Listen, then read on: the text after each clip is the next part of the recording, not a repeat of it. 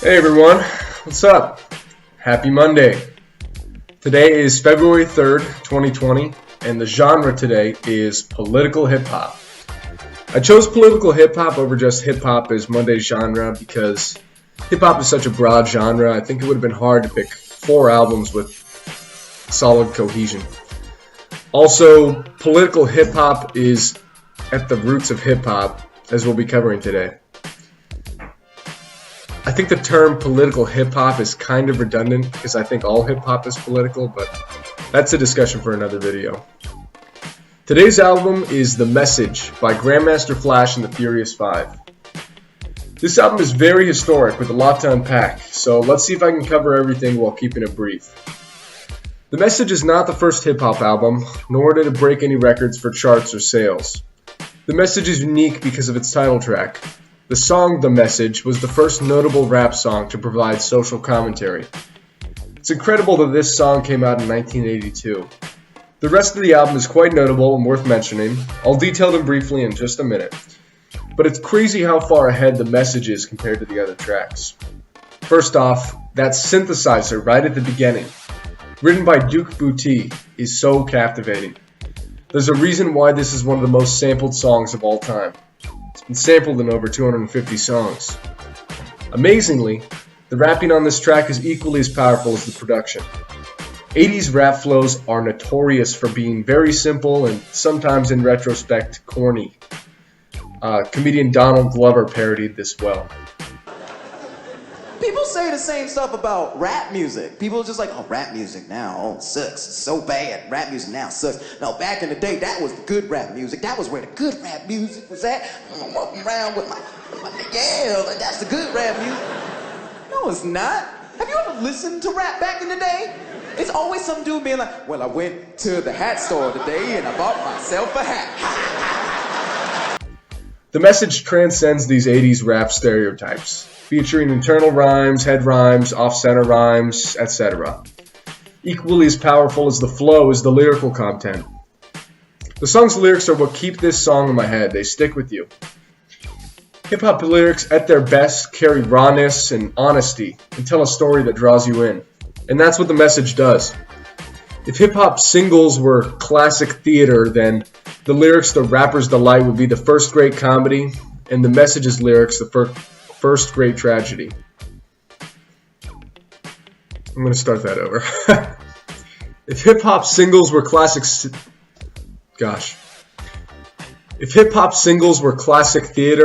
then the lyrics to Rapper's Delight would be the first great comedy, and The Message's lyrics the first great tragedy. Does that make sense? Anyways, there are 3 reviews for this track on RateYourMusic.com that I'd like to highlight that I think explain this better. @_swims2birds explains, there are 2 basic storylines in this track. One details the narrator's life, his problems, and his anger at his inability to get out of his situation, culminating in the famous "Don't push me 'cause I'm close to the edge" chorus. The second is a second-person narrative of an unnamed character's life, from his birth and growing up in the ghetto, to dropping out of high school, to turning to armed robbery, to committing suicide in prison. Both storylines, to the best of my knowledge, were unprecedented in the nascent genre of hip-hop, and you'd have to turn to funk if you were to find similar messages in songs like Funkadelic's Cosmic Slop and James Brown's Funky President. The influence of this record cannot be overstressed. The most obvious follower would be Public Enemy, but really anyone rapping about living in the ghetto owes this a massive debt, as does anyone who seeks to tell developed, coherent stories that amount to more than boasting or joking around. The lighthearted party hip-hop would still reign supreme for several years after this, but it was the beginning of the turning from that to more serious content.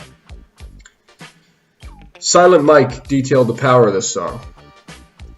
One of the greatest songs ever recorded, mostly because of the undeniable anger.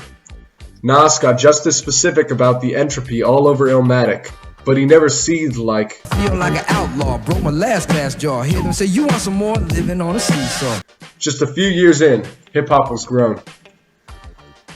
Lastly, user Leighton Rushing says, this was a massive song for the development of hip-hop into the mainstream, and not only that, but also a massive step forward for conscious hip-hop.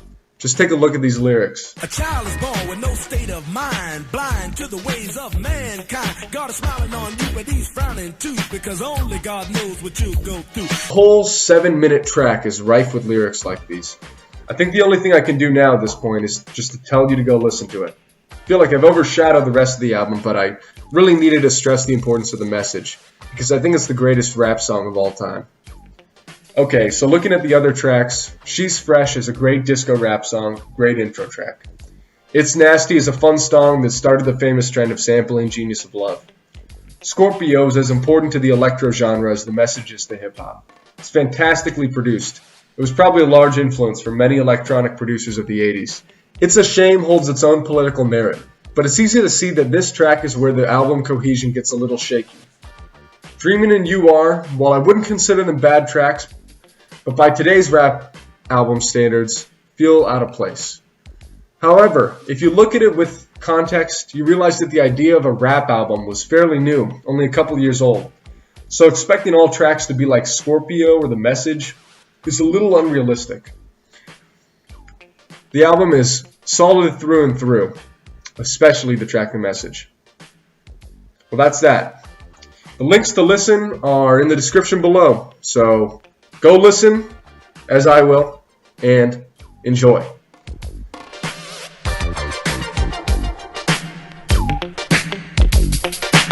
It's like a jungle sometimes, it makes me wonder how I keep from going under. It's like a jungle sometimes, it makes me wonder how I keep from going under.